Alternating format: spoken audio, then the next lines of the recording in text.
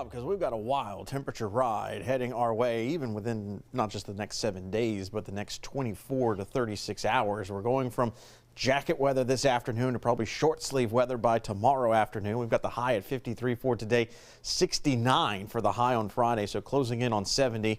We got another front in here on Saturday. That's going to drop our temperatures for the weekend. Expect a chilly weekend.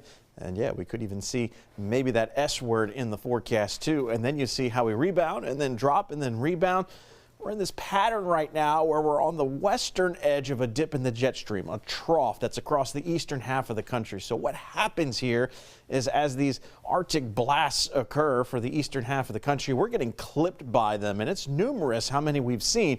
Here's the next one kind of arriving over the weekend. And then we get another one in here as we begin into early parts of next week. And then, yeah, even another one maybe as we get into the middle of next week. But notice how as we get towards the middle of next week, they start to maybe get displaced a bit farther towards the north. So it does look like we're going to be dealing with an overall weather pattern change maybe as we get into late next week, where we'll see the warmer temperatures return and better opportunities of rain. We got to use the word precipitation, though, as we look towards the weekend, because, yeah, we've got a chance for a few flurries in the forecast late Saturday night into early Sunday morning. The timing, you're going to have to stay awake. This is going to be during when most of us are going to be sleeping, and if you do sleep through it, you're going to miss it because this is not going to stick to the ground because ground temperatures are just too warm. But, yeah, we've got a few models that are suggesting that we could see at least some rain mixed with snow. Now, how widespread does that get? That's a big question. So here comes the front Friday night into Saturday morning. That is all going to be in the liquid variety. So that is all rain that we see in terms of rain chance then. And then as we go Saturday night into Sunday, we've got cold air moving from the north. We've got a disturbance moving from west to east across the Gulf. That disturbance will have some moisture with it. Can we get those two features to combine themselves? That's the big question mark that we have to work out. As of right now, a few models say yes. Other models say no, so there's still some uncertainty, but you can see there's a threat for at least some wintry mix here according to the GFS model. Better opportunities, though, for some snow here across the southeast as you go closer to the east coast. This is our Barron 3K model with our Futurecast. So here's kind of what it is projecting here as we go Saturday into Sunday morning.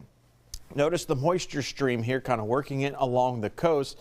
So yeah, down along the coast, maybe that better opportunity of seeing some rain or some precipitation, but notice how the snow element very less as you go farther north in our viewing area. Kind of odd here. It's closer to the coast where our Barron 3K is really estimating where we could see at least some flurries kind of mixed in with some rain as we go into very early Sunday morning. But notice the time frame here, 6:30. So by daybreak, we're already clearing out the clouds here in Baton Rouge, and all that wintry mess is going to start to work its way well off towards the east. So in terms of snow accumulation or snowfall totals for our viewing area, not going to really be dealing with much of anything. And you can see even down towards the coast, not dealing with much of anything. We're not expecting accumulations because the ground is going to be too warm. And that's because we're going to be topping out near 70 degrees by tomorrow afternoon.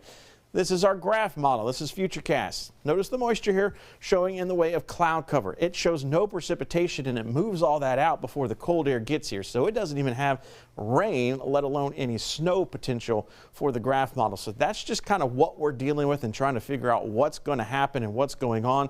Again, what I think will happen, we'll see a few spotty to maybe isolated showers in the forecast late Saturday into early Sunday. Within some of that light rain could be a couple of snow flurries.